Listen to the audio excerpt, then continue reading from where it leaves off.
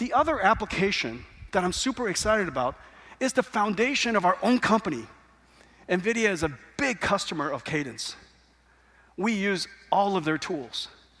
And all of their tools run on CPUs.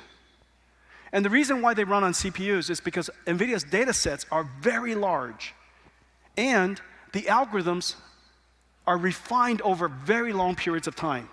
And so most of the algorithms are very CPU-centric. We've been accelerating some of these algorithms with Cadance for some time, but now with Grace Hopper, and we've only been working on it for a couple of days and weeks, the performance speed up, I can't wait to show it to you, is insane. This is going to revolutionize an entire industry, one of the highest compute-intensive industries in the world, of course, designing chips, designing electronic systems, CAE, CAD, EDA, and of course, digital biology. All of these markets, all of these industries require very large amounts of computation, but the data set is also very large.